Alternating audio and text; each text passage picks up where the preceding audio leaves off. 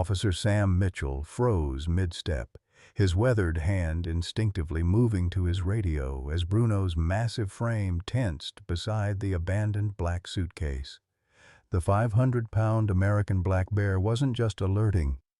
He was mourning, releasing deep guttural cries that echoed through Denver International's Terminal B like a mother's lament. This wasn't drugs or explosives. This was something alive, something suffering. A young mother clutched her toddler closer, backing away as Bruno reared up on his hind legs, pawing frantically at the air above the case. The busy terminal fell silent except for the bear's anguished whimpers. Sam's chest tightened as memories of his son Jake's final letter flashed through his mind, another desperate cry he'd failed to hear in time. "Control! I need backup at Carousel 7, Sam commanded, though every instinct screamed this was beyond protocol, beyond anything he'd encountered in 28 years of law enforcement. What was dying inside that suitcase? And why did Bruno recognize its pain? Leave a like and share your thoughts in the comments along with the city you're watching from now. Let's continue with the story. The fluorescent lights of Denver International Airport cast harsh shadows across Sam Mitchell's lined face as he completed his morning security rounds with Bruno, his unlikely partner for the past 3 years. At 62, Sam had seen enough of life's cruelties to recognize when something didn't belong, and that black suitcase sitting unclaimed at Carousel 7 had been bothering him for 3 days straight. Bruno wasn't just any working animal. The 8-year-old American black bear had been rescued from an illegal biofarm in Montana as a traumatized cub, his mother shot by poachers who'd kept him caged for the precious fluid they could extract from his gallbladder. When the authorities raided the operation, they'd found Bruno half dead, too damaged for release into the wild but possessing an extraordinary ability to detect wildlife contraband. Sam had volunteered to partner with him when the experimental canine unit expanded to include other species. "Easy, boy," Sam murmured, watching Bruno's agitation grow as they passed the luggage area again. The bear's massive head swayed side to side, a stress behavior Sam had learned to recognize from their early days together when Bruno still woke from nightmares, crying out in his sleep. Sam understood nightmares. His own had started 5 years ago when the uniformed officers appeared at his door with news about Jake. Corporal Jacob Mitchell, 24 years old, Purple Heart recipient, killed by an IED while investigating wildlife trafficking routes that helped fund Taliban operations. The irony wasn't lost on Sam that his son had died protecting the same creatures Bruno now helped him find.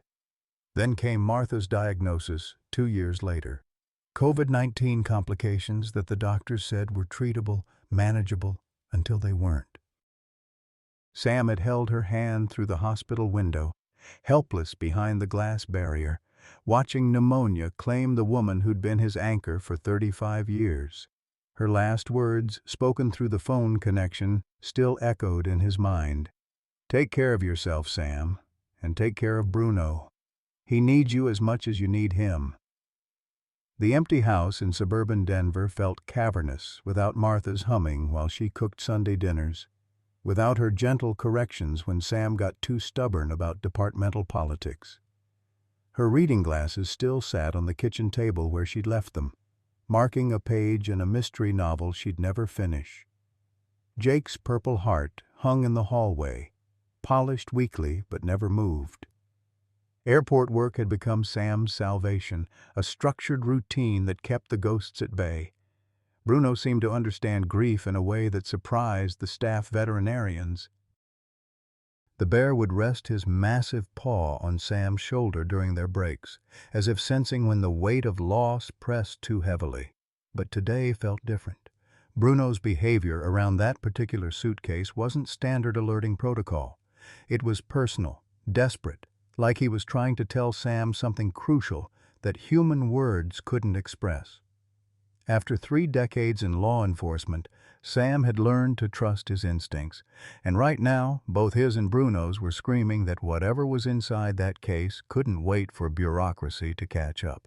The suitcase had arrived on Flight 447 from Bangkok 3 days ago, logged into the unclaimed baggage system with the efficiency that made Denver International one of the busiest airports in America. Sam had watched dozens of similar cases pass through during his tenure, most containing forgotten souvenirs or dirty laundry that passengers somehow managed to live without. But this one was different. Bruno's reaction had escalated each day. On Monday, he'd given it a standard sniff and moved on. Tuesday, he'd whined softly and tried to paw at it before Sam redirected him. But this morning, Wednesday, the bear had planted himself beside Carousel 7 and refused to budge, his massive frame trembling with what Sam could only describe as grief. "That your bear causing the commotion?" Supervisor Jim Patterson approached with his usual bureaucratic scowl, clipboard in hand and patience running thin. At 55, Patterson had climbed the airport security ladder by following every rule to the letter, never understanding why Sam insisted on treating Bruno like a partner rather than equipment. "He's alerting to something," Sam replied, watching Bruno's ears flatten against his skull as he continued his low, mournful vocalizations. "I've never seen him respond like this to anything." Patterson consulted his clipboard with the reverence of a priest reading scripture. "Bags from Bangkok, routed through Dubai and Mexico City. Passenger manifest shows it belongs to a Dr. Catherine Sterling, but she never collected it. Standard procedure is 5-day hold. Then we process it as abandoned property." 5 days? Sam's voice rose slightly. "Jim, look at him. Something's wrong with that case." Bruno had begun a behavior Sam had only seen once before, during a thunderstorm that had triggered memories of the bear's captivity. He was rocking slightly, a self-soothing motion that broke Sam's heart and reminded him uncomfortably of his own sleepless nights after Martha's funeral. "Regulations are regulations, Mitchell, you know that." Patterson's tone softened marginally. "Look, I get that you're attached to the animal, but we can't open every piece of luggage because your bear gets emotional." The word animal hit Sam wrong, the way it always did when people reduced Bruno to mere biology. "He's not just emotional, Jim. He's trying to tell us something." "Like what? That he's psychic?" Patterson's sarcasm was interrupted by the arrival of Dr. Catherine Sterling herself, striding across the terminal floor with the confident authority of someone accustomed to getting her way. Sam had seen her before during previous visits to the airport, supposedly consulting on wildlife shipment regulations. She was an elegant woman in her late 40s, silver-streaked auburn hair pulled back in a professional chignon, wearing a tailored navy suit that probably cost more than Sam's monthly salary. Her reputation as a wildlife veterinarian preceded her.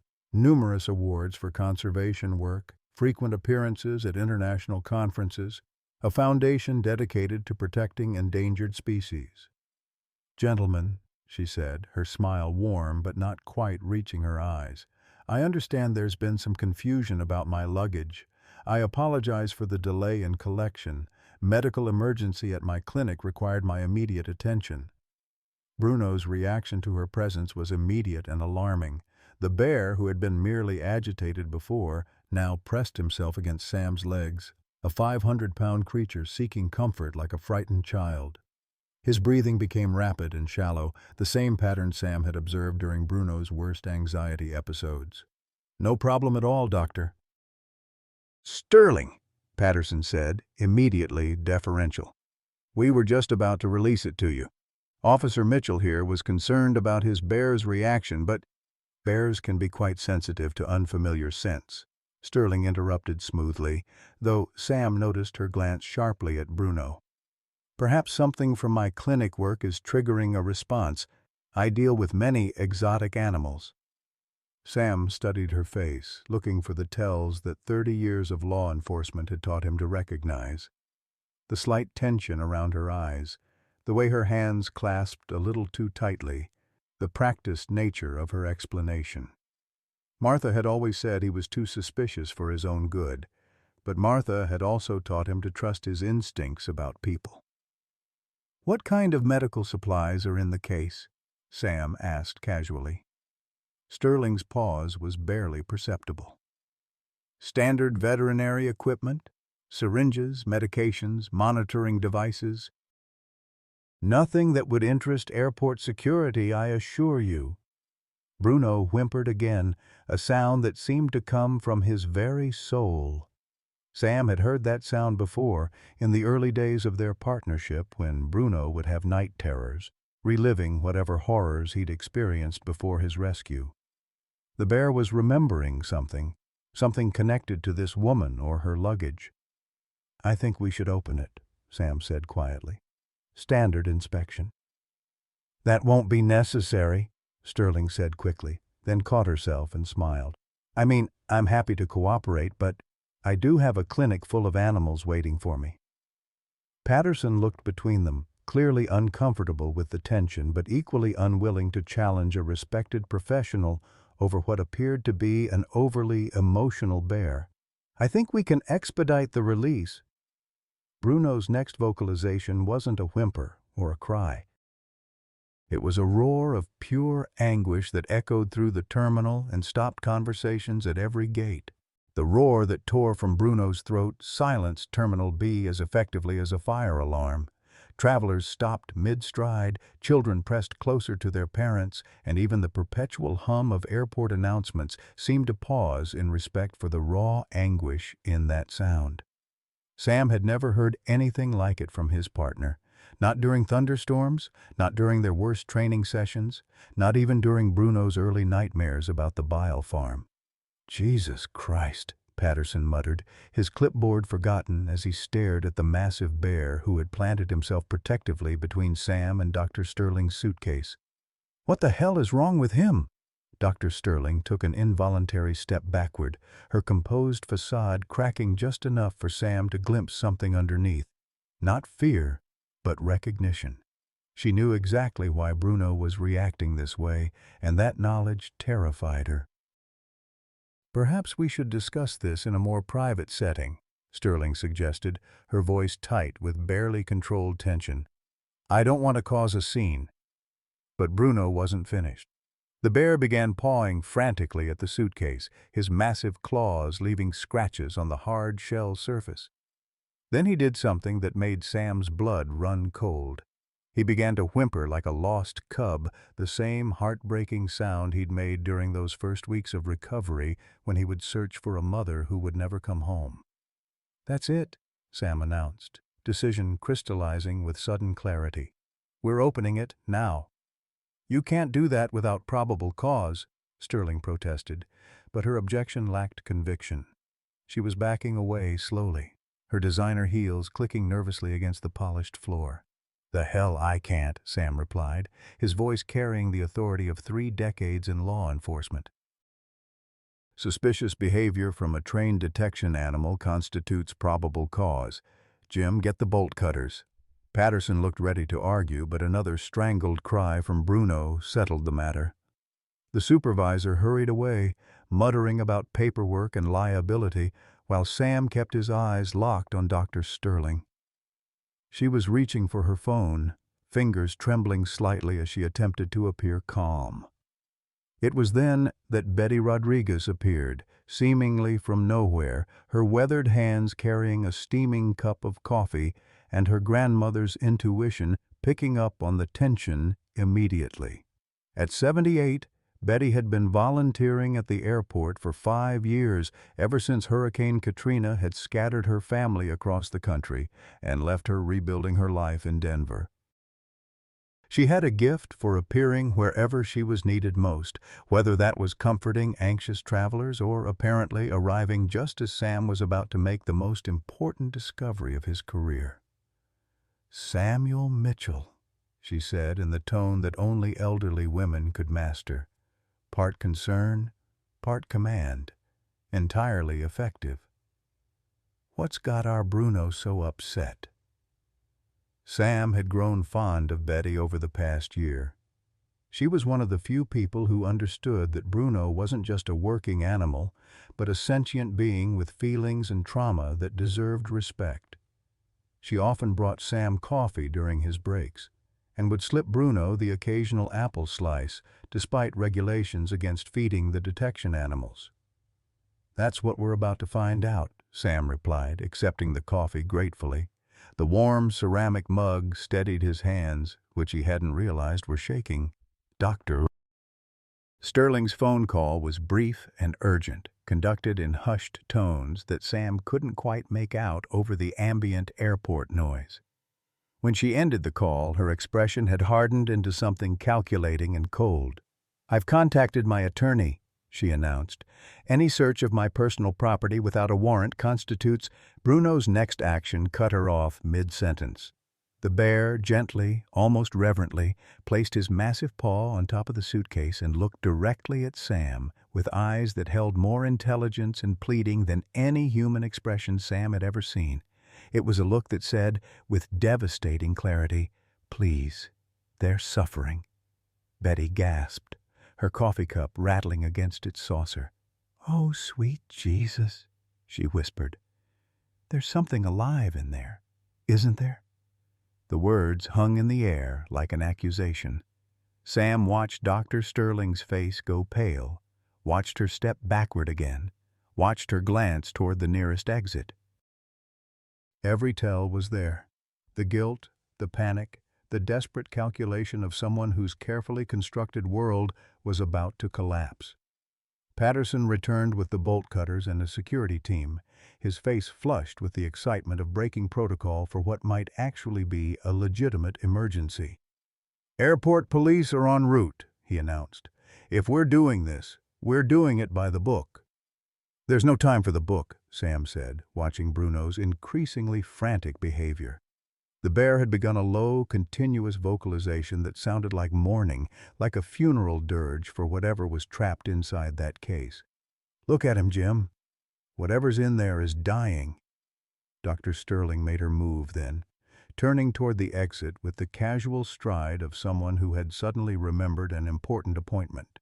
But Betty Rodriguez hadn't survived 78 years, including Hurricane Katrina and the loss of 3 husbands, by missing the important details. "Catherine," Betty called out, her voice carrying a note of recognition that made everyone freeze. "Catherine Sterling?" The veterinarian stopped as if she'd been shot, her shoulders going rigid before she slowly turned around. The look that passed between the two women was loaded with history, pain, and a recognition that made Sam's investigative instincts sing with possibility. "Hello, Mama," Dr. Sterling said quietly, and Sam felt the pieces of a much larger puzzle beginning to click into place.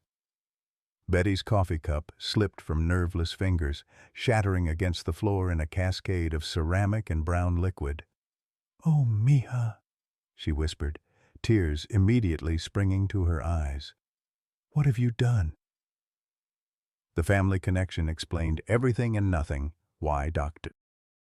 Sterling had been so comfortable moving through airport security, why she had connections that allowed unusual shipments to pass without scrutiny, why Betty had always seemed to know exactly when to appear during Sam's most difficult moments. But it also raised 1,000 new questions about what kind of operation they were really dealing with.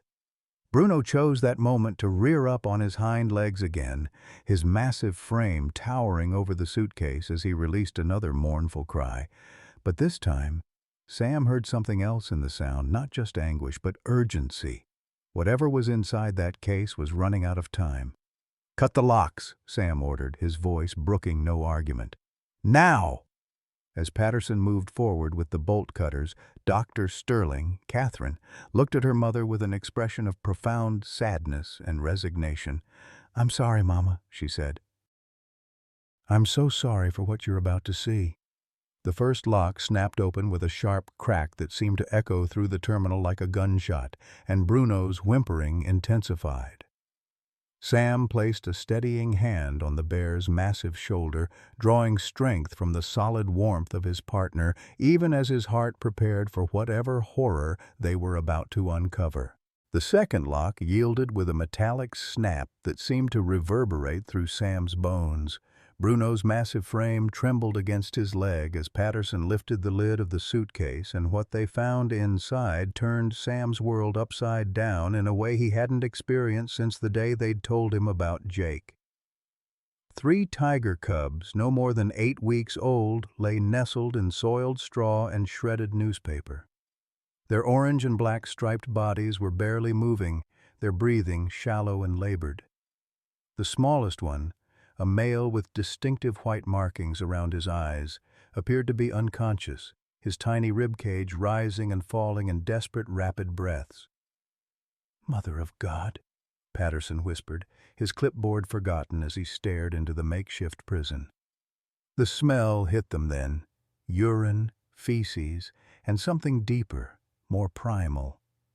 The scent of fear and suffering that Bruno had been detecting for 3 days. Betty Rodriguez pressed her hands to her mouth, tears streaming down her weathered cheeks as she looked between the dying cubs and her daughter's stricken face. "Catherine, how could you? These are babies." Dr. Sterling, Catherine, stood frozen for a moment, watching her carefully constructed life crumble in real time.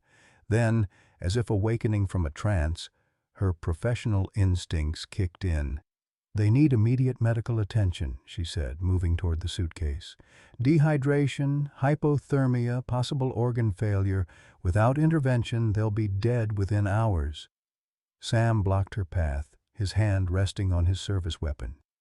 "You're not touching them. You did this to them." "I'm a veterinarian," Catherine snapped, desperation bleeding through her composed facade.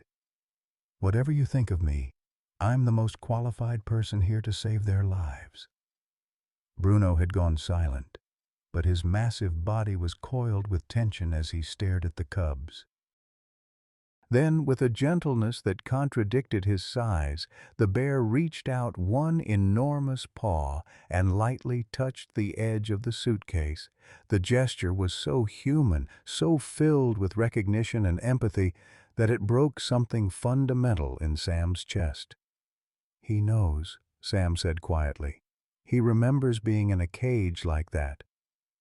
The largest cub, a female with distinctive mask-like markings around her eyes, stirred slightly at Bruno's presence. Her eyes opened for just a moment, brilliant blue that would eventually turn amber, and seemed to focus on the bear's massive face before closing again. "We need to get them to a veterinary facility immediately," Patterson said, already reaching for his radio. "I'm calling for an ambulance." "No ambulances," came a new voice from behind them. Agent Sarah Chen of the FBI's Wildlife Crime Unit approached with the measured stride of federal authority, her badge visible and her expression grim. "This is now a federal crime scene. Nobody touches anything until my team processes the evidence." Sam turned to face the agent, his protective instincts flaring. "Those cubs are dying. Evidence won't matter if they're dead."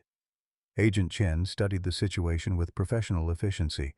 The dying animals, the shattered family dynamic between Betty and Catherine, Bruno's obvious distress, and Sam's barely contained fury. "Dr. Sterling," she addressed Catherine directly, "you're under arrest for violations of the Endangered Species Act, international wildlife trafficking, and conspiracy. You have the right to remain silent." "Wait," Catherine said, raising her hands, but not in surrender. "You don't understand. This isn't what it looks like." "It looks like you smuggled 3 endangered tiger cubs into the United States in conditions that constitute animal cruelty," Agent Chen replied coolly. "What exactly are we misunderstanding?" Betty stepped forward, her voice trembling with emotion. "Agent, my daughter, she's not evil. She's sick. Has been since we lost Emma." The name hit like a physical blow. Catherine's composure finally cracked completely, tears streaming down her face as she looked at the cubs. "Emma was 12, she whispered. "Acute lymphoblastic leukemia. The doctor said the experimental treatment might work, but insurance wouldn't cover it. $80,000 for a chance to save my baby's life." Sam felt his anger waver, replaced by something more complex. He recognized the look in Catherine's eyes, the same desperate grief he'd carried after losing Jake, the same helpless rage Martha had shown during her final days. It didn't excuse what she'd done, but it explained it. "So you turned to wildlife trafficking?" Agent Chen asked, her tone remaining neutral despite the emotional revelation. "Traditional Chinese medicine pays premium prices for tiger bone, rhino horn, bear bile," Catherine said, her words coming out in a rush. "I thought one shipment, just one, enough to pay for Emma's treatment." She looked at her mother, her voice breaking. "But Emma died while I was in Bangkok making the arrangements, and I couldn't stop. The network I'd connected with, they had other buyers, other desperate parents. I convinced myself I was saving human lives." Betty reached for her daughter, but Catherine pulled away. "I set up the foundation as a front. Every dollar I made went to children's cancer research. I told myself that made it okay, that Emma's death could mean something if other children lived because of the money." Bruno had begun to pace, his agitation growing as he watched the cubs' labored breathing. The bear's distress was palpable, and Sam realized that every moment they spent talking was another moment these babies suffered. "Agent Chen," Sam said firmly, "arrest her later. Right now we have 3 dying animals that need immediate care. The cubs go to the Federal Wildlife Rehabilitation Facility in Colorado Springs," Agent Chen decided. "Dr. Sterling will be permitted to provide emergency medical treatment under federal supervision until they can be transferred." Catherine nodded gratefully, already moving toward the suitcase. "I need saline solution, heating pads, and glucose supplements. The smallest one is in critical condition. He may not survive the transfer." As Catherine worked with practiced efficiency to stabilize the cubs, Sam noticed how Bruno watched her every movement. The bear's earlier fear and aggression had transformed into something more complex. He seemed to understand that despite her crimes, she was trying to help the babies now. "The little one," Betty said softly, pointing to the unconscious male cub. "What are his chances?" Catherine's hands never stopped moving as she inserted tiny IV lines and adjusted heating pads around each cub. "Honestly, not good. He's been unconscious for at least 6 hours, possibly longer. Severe dehydration, hypothermia, and his blood sugar is dangerously low." The female cub with the mask markings stirred again, and this time her eyes stayed open. She was weak, but there was alertness there, a spark of life that hadn't been extinguished. Bruno noticed immediately, making a soft chuffing sound that was almost conversational. "She's a fighter," Sam observed, feeling an unexpected surge of protectiveness toward the small creature. "They all are," Catherine replied, her voice thick with emotion. "Tigers are incredibly resilient. These 3 survived a journey that kills 90% of trafficked cubs. They want to live." Agent Chen's radio crackled with updates from her team. "Ma'am, we've traced the shipping route. This isn't an isolated incident. We're looking at a network that's moved dozens of shipments through this airport over the past 18 months. Sam's jaw tightened. "How many other animals?" "We're still investigating, but preliminary evidence suggests bears, rhinos, pangolins, and multiple shipments of big cats. Conservative estimate puts the black market value at over $3 million. Betty sank into a nearby chair, the weight of her daughter's crimes finally hitting her. "All those times you came to visit, all those charity events for your foundation, you were lying to everyone." "I was lying to myself, most of all," Catherine admitted.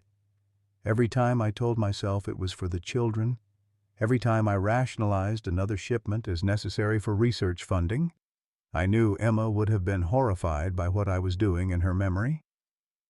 The second cub, a robust male with perfect stripes, began to show signs of improvement under Catherine's care. His breathing steadied, and he even attempted to lift his head. Bruno noticed this too, his tail swishing with what Sam had learned to recognize as cautious optimism. "What happens now?" Sam asked Agent Chen. "Dr. Sterling will be transferred to federal custody pending trial. The cubs will go to the rehabilitation facility for long-term care. The investigation will expand to identify and prosecute the entire trafficking network." "And Bruno?" Sam's voice carried a note of worry. His partner had been through enough trauma. He didn't want this experience to undo years of careful rehabilitation. Agent Chen looked at the massive bear, who was now lying down beside the suitcase, keeping vigil over the cubs like a guardian. "He'll probably need some additional therapy sessions with the animal behavioral specialists.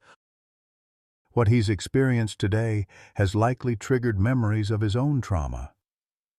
As if understanding the conversation, Bruno lifted his massive head and looked directly at Sam. In those dark eyes, Sam saw not trauma, but purpose. The bear had found these cubs, had saved them through sheer determination and refusal to give up. Bruno wasn't broken by this experience. He was transformed by it.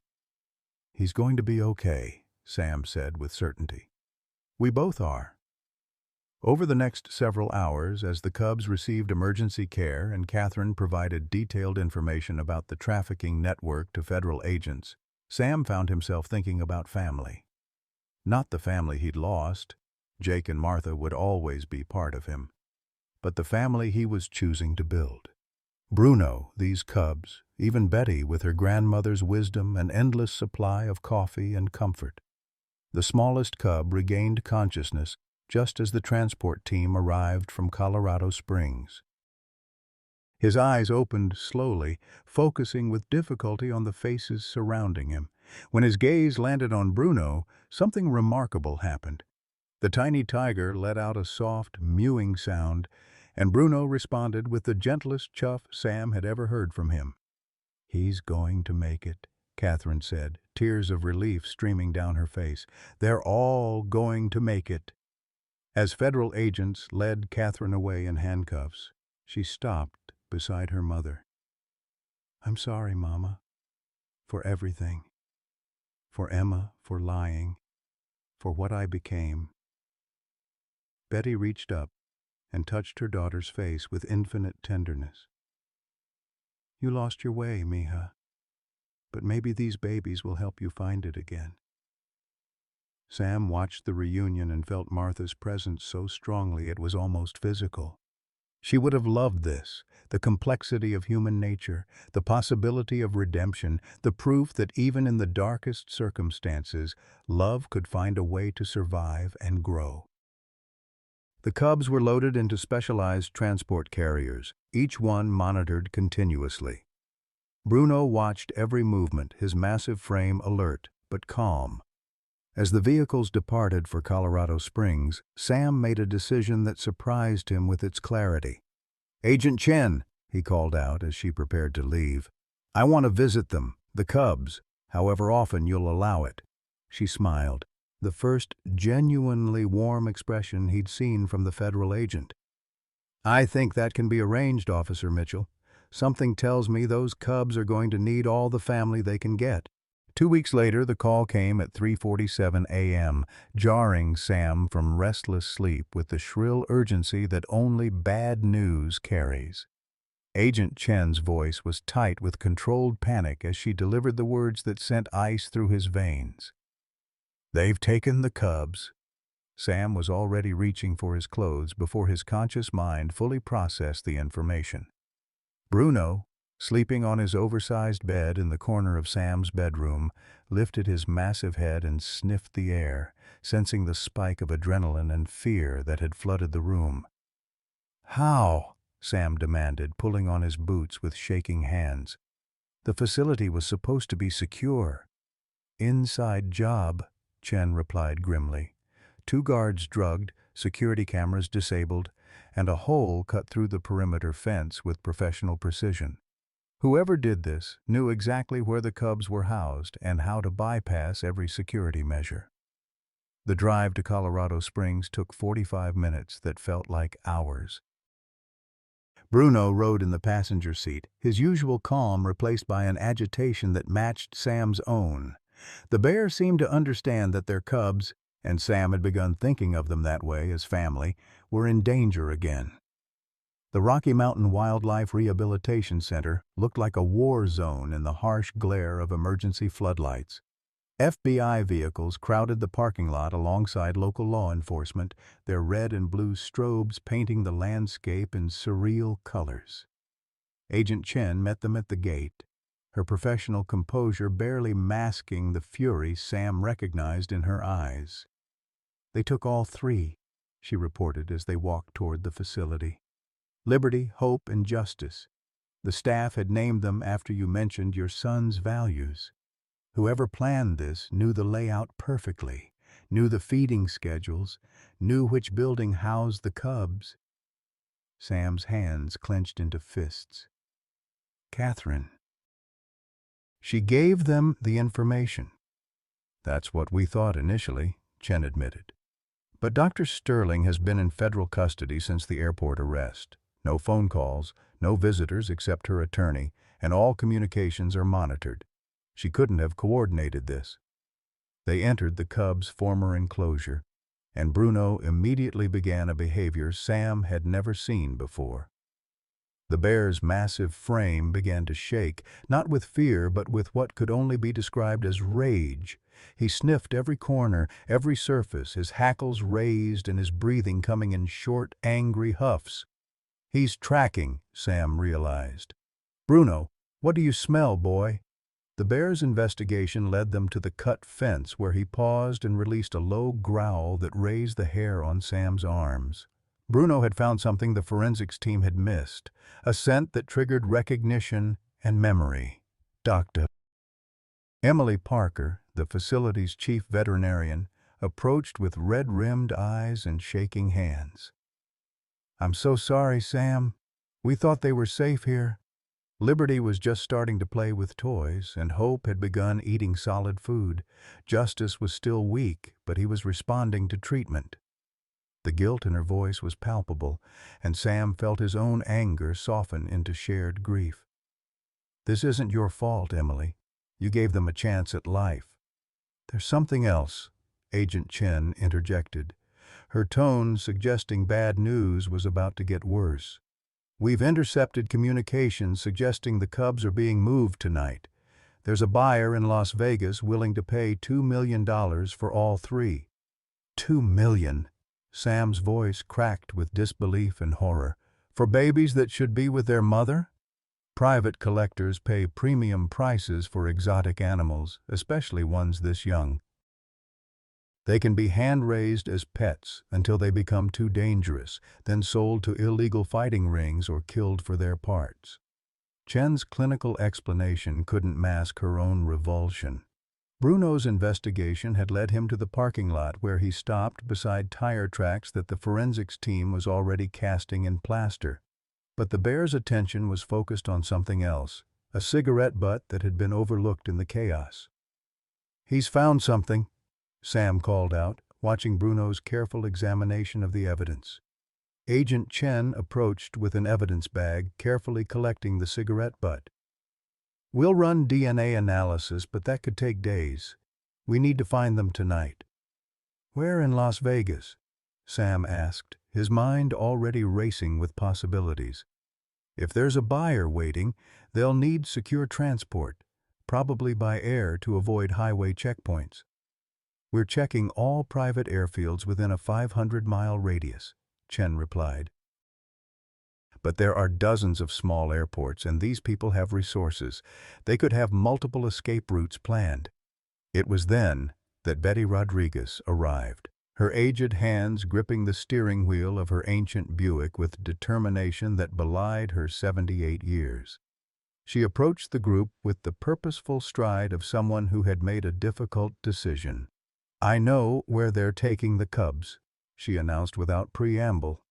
Agent Chen spun around, hope and suspicion warring in her expression. "How could you possibly know that?" Betty's weathered face was set in lines of grim determination. Because I've been Catherine's mother for 48 years and I know how her mind works.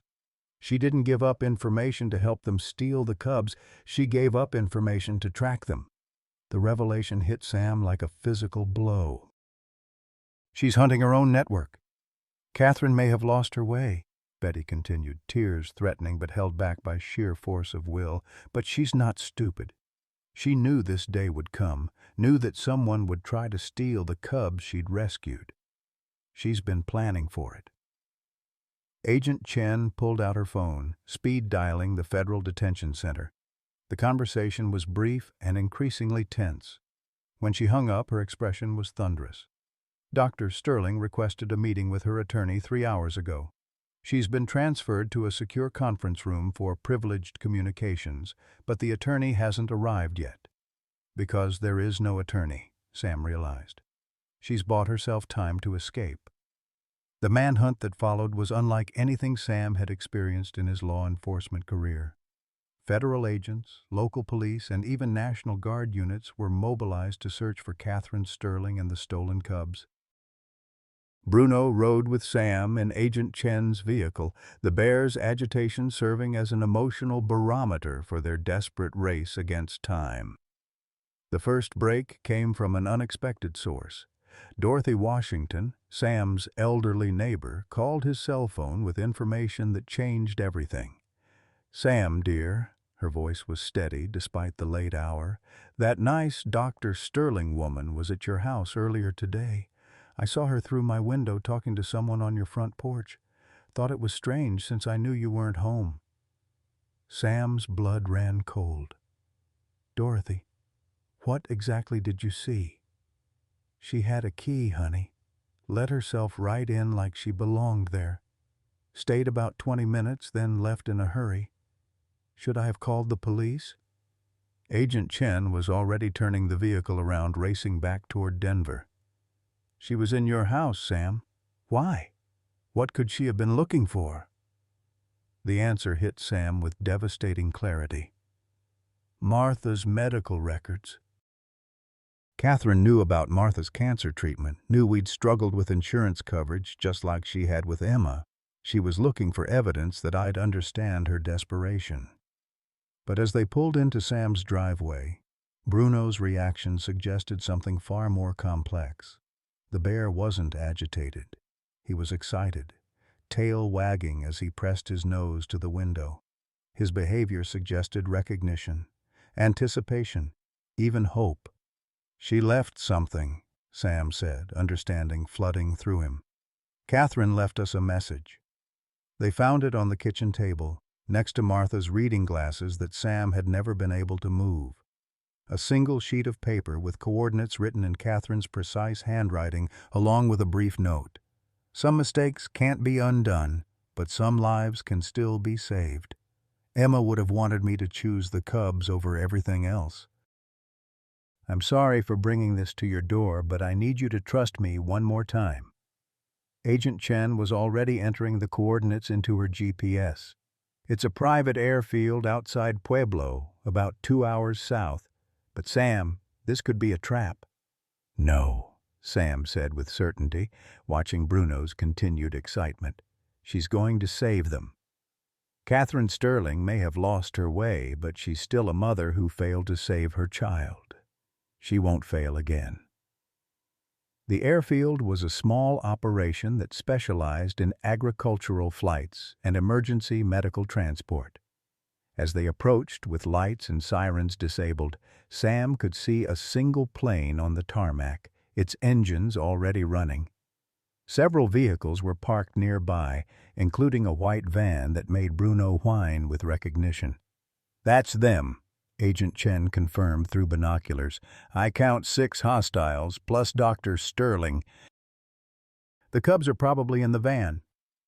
But as federal agents moved into position, Sam noticed something that changed the entire dynamic of the situation. Catherine Sterling wasn't being held by the traffickers.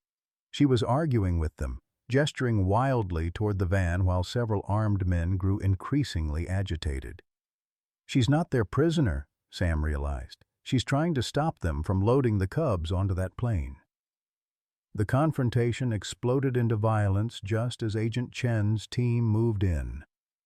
Gunfire erupted across the tarmac, muzzle flashes lighting up the darkness like deadly fireworks. Sam watched through binoculars as Catherine threw herself between the traffickers and the van, physically blocking their access to the cubs even as bullets flew around her. Bruno's roar of rage was audible even over the gunfire. The bear had recognized the sounds of violence, had understood that his cubs were in immediate danger, and his massive frame trembled with the desire to protect them. Sam made a decision that would have horrified Martha, but felt absolutely right in this moment. "Let him go," he told Agent Chen. "Bruno needs to finish this." The bear's charge across the tarmac was both terrifying and magnificent. 500 pounds of protective fury moved with surprising speed toward the van where the cubs were held. The traffickers, already overwhelmed by federal agents attacking from multiple directions, broke completely when faced with an enraged bear defending his adopted family. When the shooting stopped and the dust settled, Catherine Sterling lay wounded but alive beside the van, her arms wrapped protectively around the carrier that held Justice, the smallest and weakest of the cubs. Bruno stood guard over all three carriers, his massive frame a living shield between the babies and any remaining threat. "Are they okay?" were Catherine's first words as paramedics worked on her shoulder wound. "Please tell me they're okay." Sam knelt beside the carriers, checking each cub personally. Liberty lifted her head and made a soft mewing sound that went straight to his heart. Hope was alert and responsive, his blue eyes tracking movement with renewed strength. Justice, the tiny fighter who had nearly died twice, reached through the carrier mesh with one small paw as if trying to touch the humans who had saved him. "They're okay," Sam assured Catherine, surprised by the relief in his own voice. "They're all okay." As federal agents led away the captured traffickers and paramedics stabilized Catherine for transport, Betty Rodriguez finally allowed herself to cry. The tears came in great, heaving sobs that seemed to release months of worry and fear and love. "My daughter came back to me tonight," she whispered to Sam. "The real Catherine, the one who became a veterinarian to save lives. She came back." Agent Chen approached with news that would reshape the entire investigation. "Dr. Sterling's cooperation tonight has given us intelligence on trafficking networks across 3 continents. This bust will save hundreds of animals and put major players behind bars for decades." Sam looked at Catherine as she was loaded into the ambulance, her eyes fixed on the cubs until the very last moment. "What happens to her now?" "Prison," Chen replied honestly. "But with her cooperation and tonight's heroics, she might see parole in 8 to 10 years instead of life without possibility." Bruno had positioned himself where he could see all 3 carriers, his massive head moving back and forth like a sentry, ensuring each cub was safe. The bear's dedication to these babies had never wavered, even through violence and chaos. "You did good tonight, boy," Sam told him, scratching behind the bear's ears. "You saved your family." As dawn broke over the Colorado plains, painting the sky in soft pastels that reminded Sam of Martha's watercolor paintings, he made a decision that would change the course of his retirement years. These cubs needed family, needed someone who understood what it meant to lose everything and find the strength to love again.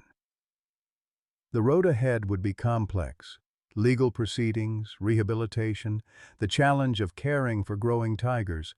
But for the first time since Martha's death, Sam Mitchell felt like he had a purpose that extended beyond merely surviving each day. 3 months after the airfield rescue, Sam Mitchell stood in the specialized veterinary unit at Colorado Springs, watching Justice struggle for every breath.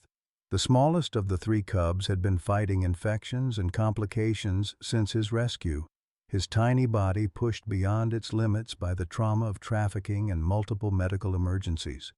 Now, at 5 months old, he weighed barely what he should have at 3 months. and his latest blood work showed kidney function that was failing despite every intervention the veterinary team could provide. "His body just can't handle anymore," Dr. Emily Parker explained gently, her hands never stopping their careful monitoring of the cub's vital signs.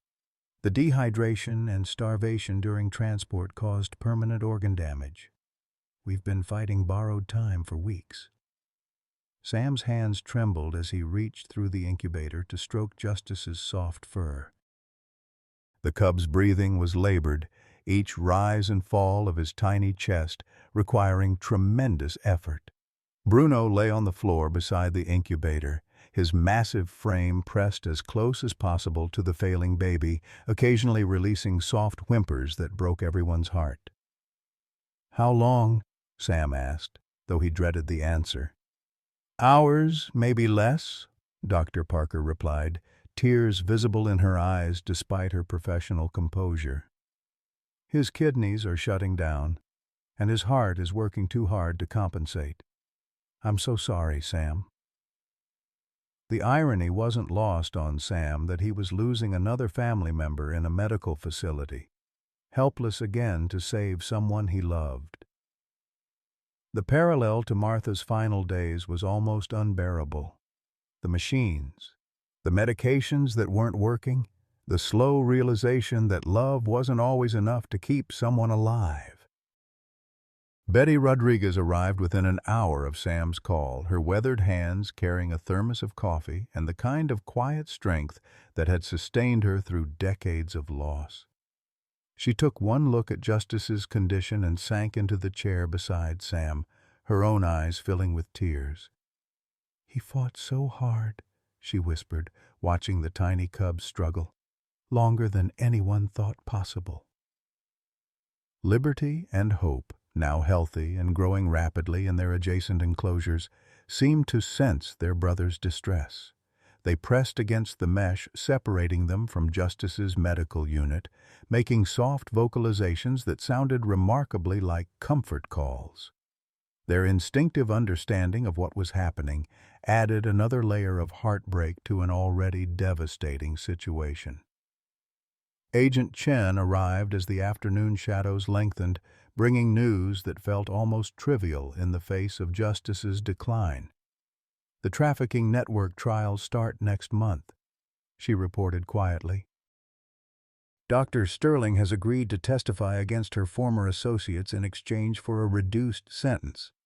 Sam nodded absently, his attention focused entirely on the small creature whose life was ebbing away despite everyone's best efforts. "How is Catherine doing?" "Better than expected. She's been using her time in custody to write detailed reports about trafficking methods and routes. Her information has already led to raids in 6 countries and the rescue of over 200 animals." Chen paused, studying Sam's face. "She asks about the cubs every time I visit. About Justice, especially." "She should be here," Betty said suddenly, her voice carrying the authority of a grandmother who had seen enough death to know what mattered.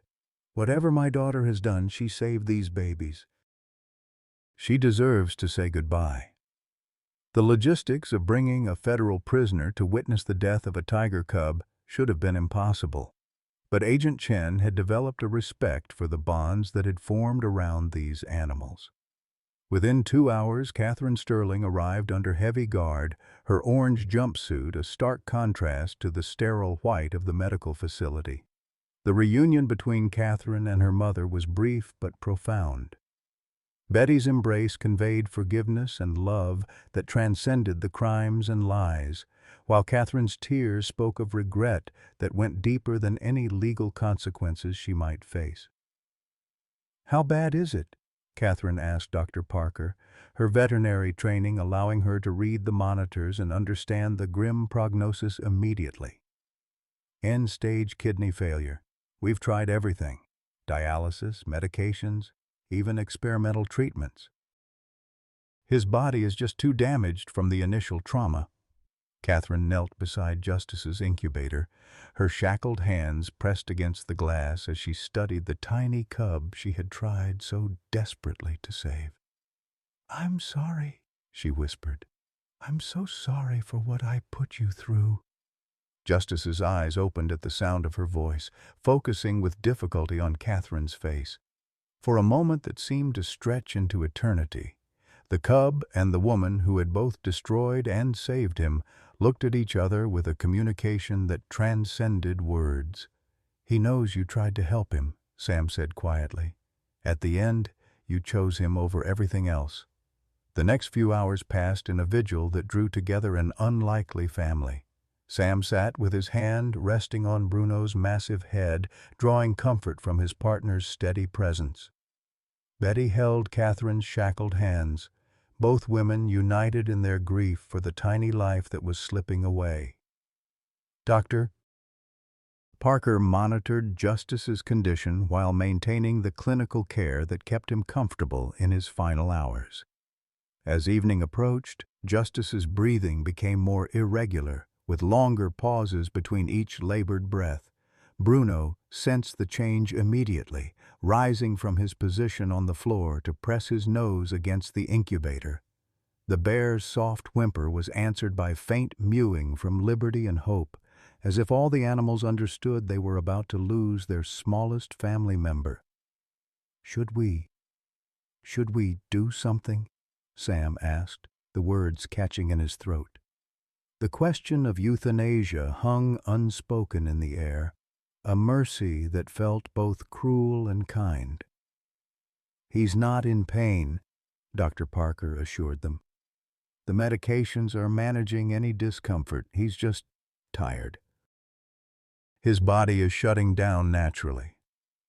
Catherine's voice was barely audible as she began to speak to Justice, sharing memories of finding him in the suitcase, of the desperate medical interventions that had kept him alive this long, of the hope that he might grow up strong and wild and free.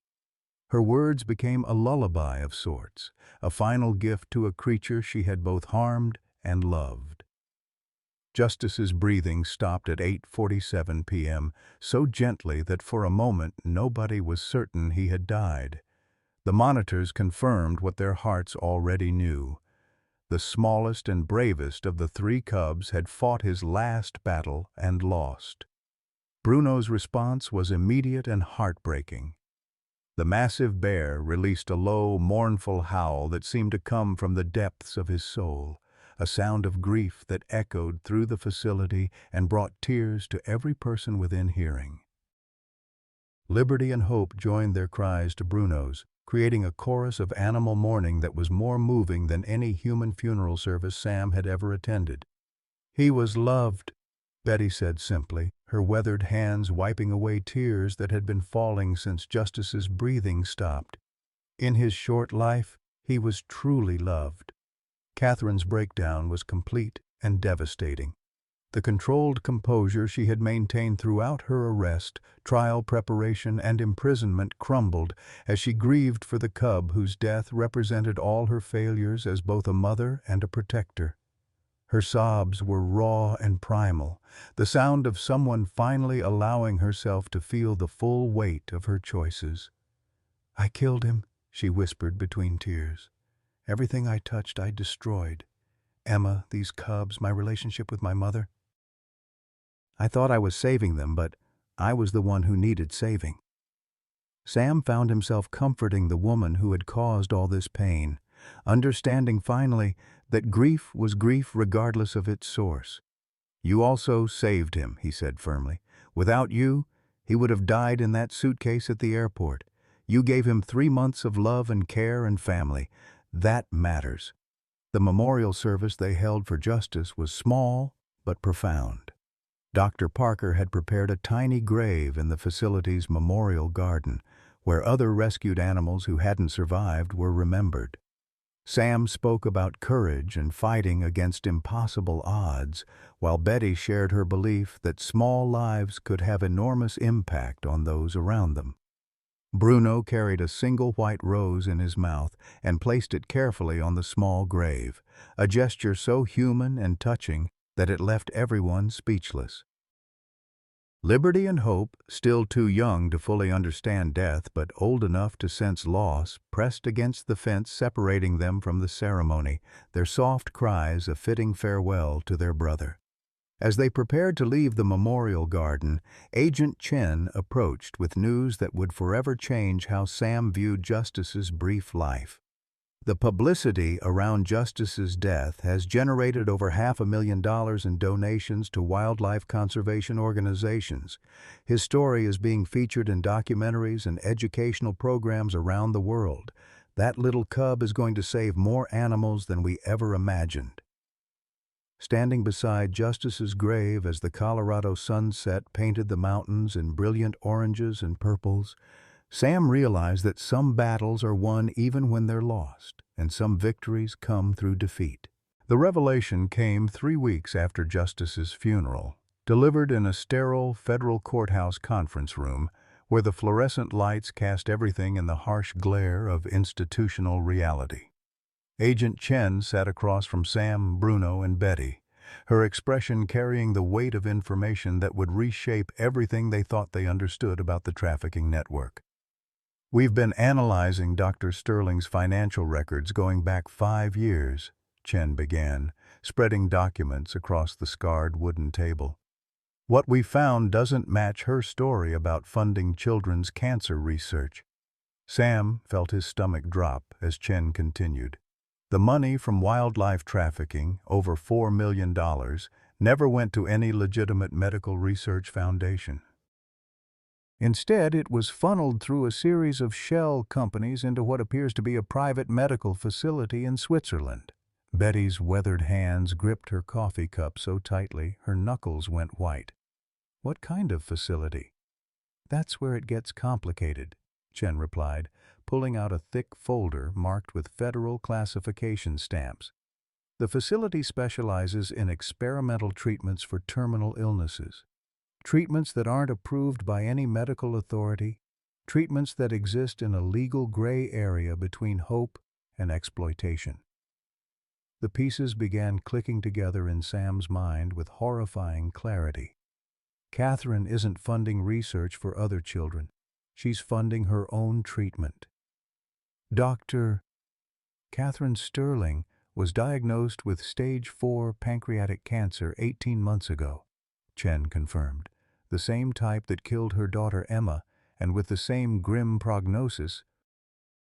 6 months to live without intervention, possibly 2 years with experimental therapy that costs approximately $50,000 per month."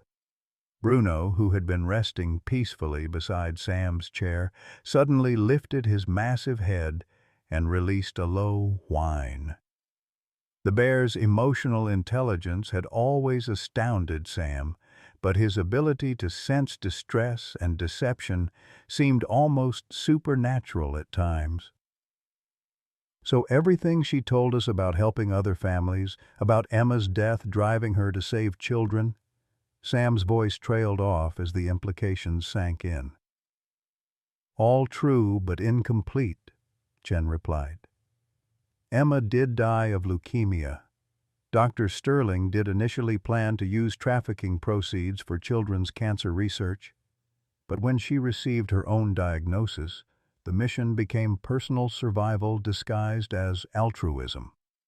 Betty stood abruptly, her chair scraping against the linoleum floor with a sound like fingernails on chalkboard.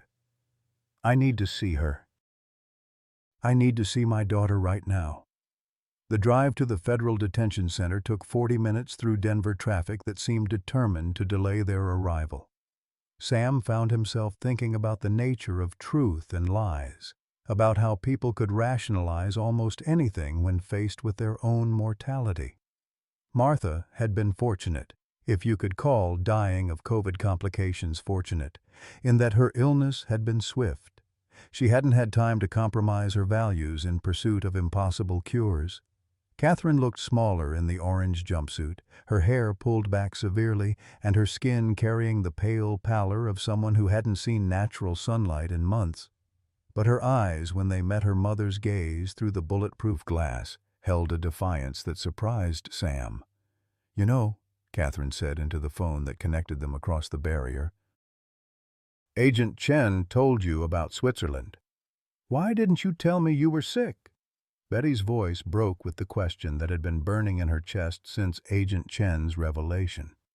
Why let me think you'd lost your mind with grief when you were dying?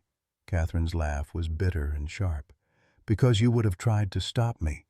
You would have insisted on conventional treatment, on accepting the 6-month death sentence, on dying with dignity instead of fighting with everything I had. So you chose to destroy everything good in your life instead, Sam interjected, his own anger surprising him with its intensity.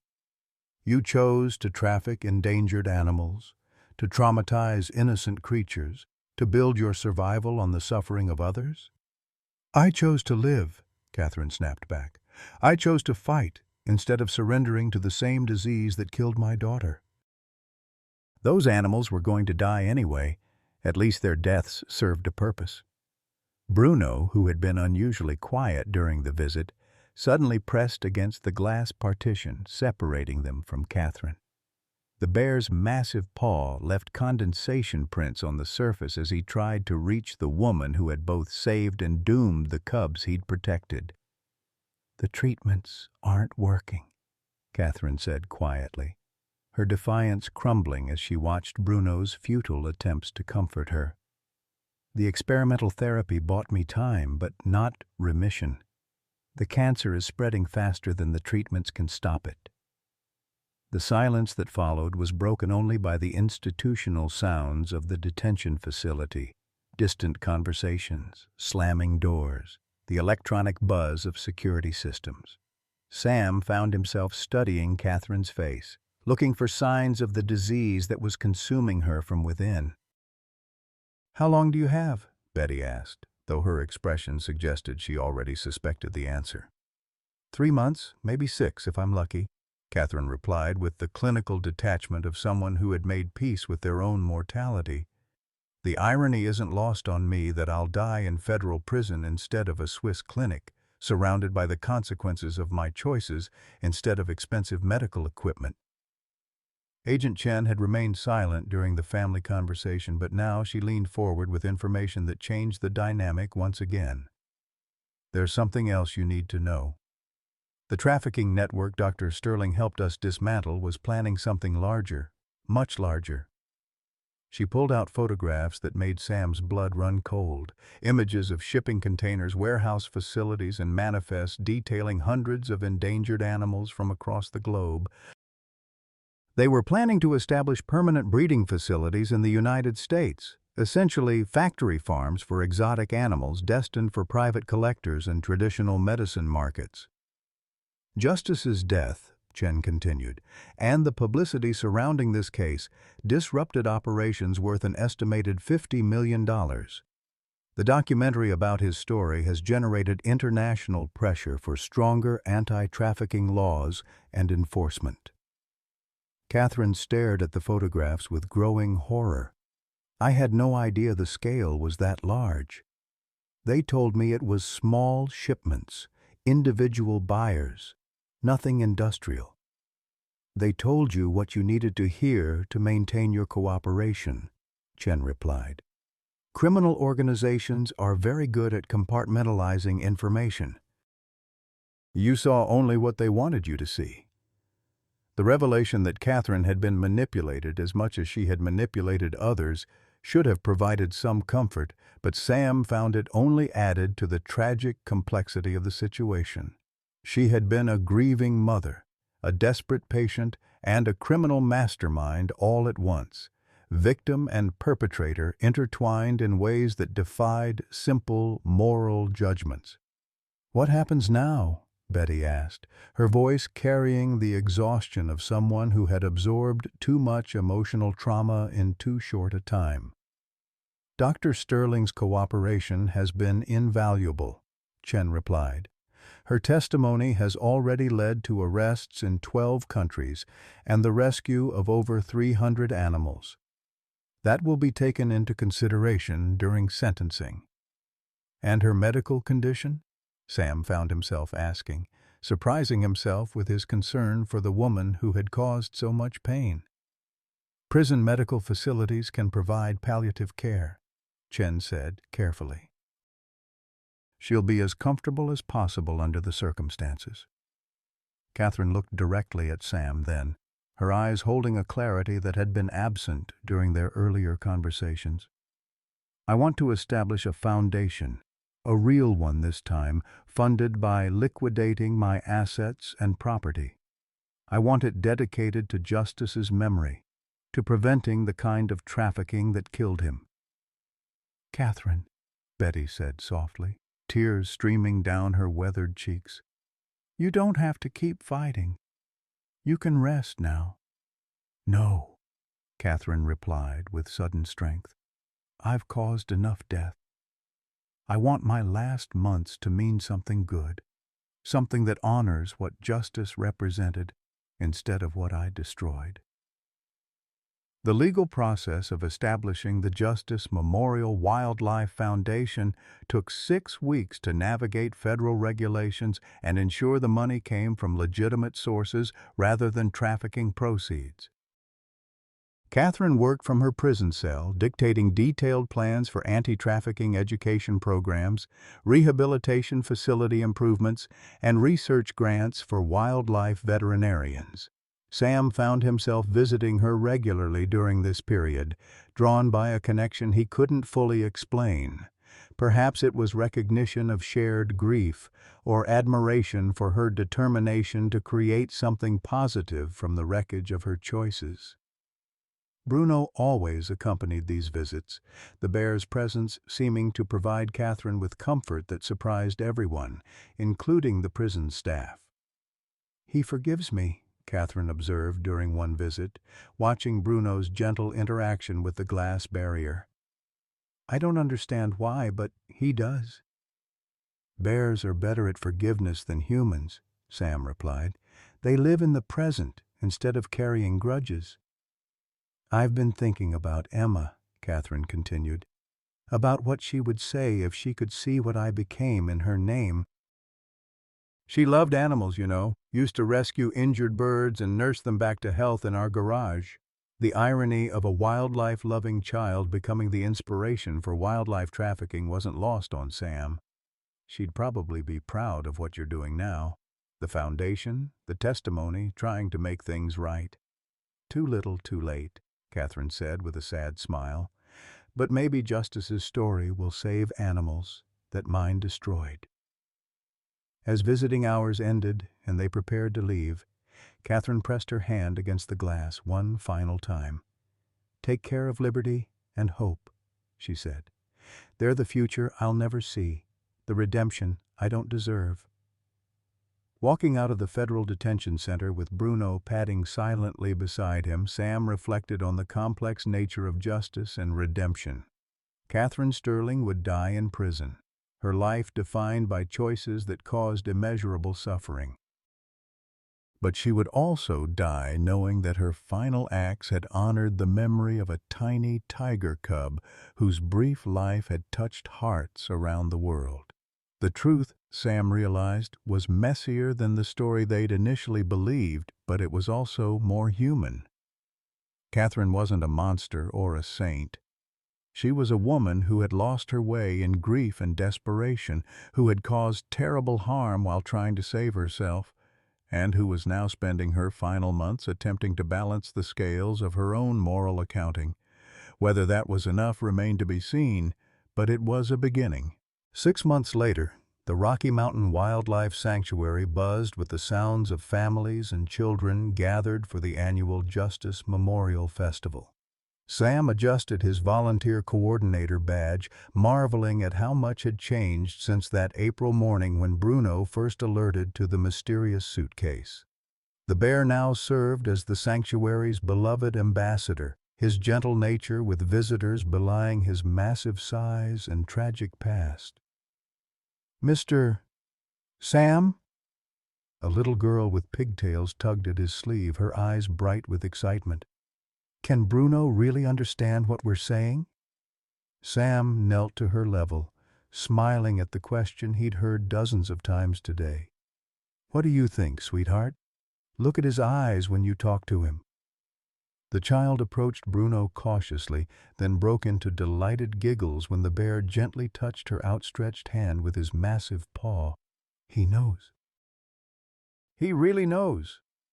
Betty Rodriguez watched from her position at the information booth, surrounded by grandchildren who had flown in from across the country to meet Grandma's famous bear. At 79, she had become the sanctuary's unofficial grandmother, her unlimited supply of homemade cookies and gentle wisdom making her indispensable to both staff and visitors. "You know what Martha would say about all this?" Betty said to Sam during a quiet moment between tour groups. Sam followed her gaze to where Liberty and Hope, now magnificent 6-month-old tigers, played in their spacious enclosure. The cubs had grown strong and healthy, their playful antics drawing constant crowds of amazed visitors. "She'd say we're exactly where we're supposed to be." The memorial garden had become the festival's emotional centerpiece. Justice's small granite marker was surrounded by flowers, children's drawings, and handwritten notes from visitors around the world. A bronze plaque nearby bore the simple inscription, "In memory of Justice, who taught us that even the smallest lives can change the world." Dr. Emily Parker approached with news that would cap off the day's celebration. "Sam, I just got word from the Justice Memorial Foundation. The latest round of grants has funded 3 new anti-trafficking units in Thailand, Kenya, and Brazil. We're making a real difference." The foundation had grown beyond anyone's expectations, fueled by public attention to Justice's story and substantial donations from around the globe. Catherine Sterling's liquidated assets had provided the seed money, but the ongoing support came from ordinary people who had been touched by the tale of a tiny tiger cub's courage. A commotion near the tiger enclosure drew Sam's attention. Hope, the larger of the 2 surviving cubs, had approached the fence where a group of elementary school children were learning about wildlife conservation. The young tiger's blue eyes, still retaining their juvenile coloring, seemed to focus on one particular child, a boy who appeared to be around 10 years old. "That's Marcus," Dr. Parker explained quietly. "He's been coming here every weekend since the festival opened. Lost his dad in Afghanistan last year. His mom says being around the animals helps him process his grief." Sam watched the silent communication between boy and tiger, recognizing something profound in their connection. Marcus placed his small hand against the fence, and Hope pressed his massive paw against the mesh from the other side. The moment was captured by dozens of cameras, but Sam knew the real magic was invisible, the healing that happened when broken hearts found each other across species lines. As afternoon shadows lengthened across the sanctuary, Agent Chen arrived with Dorothy Washington, Sam's elderly neighbor who had become an integral part of their extended family. Dorothy had surprised everyone by donating a substantial portion of her late husband's life insurance to the sanctuary, ensuring its financial stability for years to come. "Any word from Catherine?" Sam asked Agent Chen quietly. "She's holding her own. The prison medical staff says she's got maybe another month, but she's determined to see the completion of the new rehabilitation center that bears Justice's name." Chen paused, studying Sam's expression. "She asks about you and Bruno in every letter. About Liberty and Hope, too." A young volunteer approached with a special visitor, a little girl who had been mauled by an escaped exotic pet the previous year. Her physical scars were healing, but the emotional trauma had left her terrified of all animals. Today marked her first visit to the sanctuary, part of a carefully planned therapy program. Bruno seemed to sense her fear immediately. The massive bear approached slowly, then lay down near the fence to make himself less intimidating. His gentle presence and patient demeanor gradually coaxed a smile from the frightened child, marking the beginning of her own healing journey. As the festival wound down and families began departing with memories and merchandise, Sam stood beside Justice's memorial stone. Bruno joined him there, as he did every evening, the bear's ritual visit to remember their smallest family member. "You know, boy," Sam said softly, "I think we've built something Martha would be proud of, something Jake would understand." The setting sun painted the Colorado mountains in brilliant oranges and purples, the same colors Sam remembered from that first terrible night at the airport when they'd discovered 3 dying cubs in a suitcase. Now 2 of those cubs were thriving. One was memorialized in a garden that had become a pilgrimage site for animal lovers worldwide, and the people who had saved them had discovered that healing was possible even in the aftermath of the deepest losses. Bruno's gentle chuff seemed to agree as they walked toward home, where Martha's reading glasses still sat on the kitchen table, no longer symbols of grief, but reminders that love never truly ends. It just finds new ways to express itself through the lives we choose to save and the families we dare to build again. Dear friends, Sam Mitchell's story reminds us that our most meaningful chapters often begin when we think our story is ending. At 62, widowed and grieving, Sam could have simply counted down his remaining workdays until retirement. Instead, a 500-pound bear named Bruno and 3 dying tiger cubs showed him that family isn't just about blood, it's about who we choose to love and protect. Like many of us in our golden years, Sam faced that hollow question. What's my purpose now? The empty house, the quiet dinners, the feeling that our usefulness has passed. But Sam discovered what we often forget, that our accumulated wisdom, patience, and capacity for love make us uniquely qualified to be someone's guardian angel. Whether it's mentoring a struggling grandchild, volunteering at a local shelter, or simply being the neighbor who notices when something isn't right, our years haven't diminished our power to make a difference. They've enhanced it. Martha's reading glasses still sat on Sam's kitchen table, but they no longer represented endings. They symbolized the love that continues through every life we touch. Your next chapter is waiting. What will it be? What moment in your life made you realize your purpose had evolved rather than ended? Have you found your Bruno and the cubs, the unexpected family or cause that gave your later years new meaning?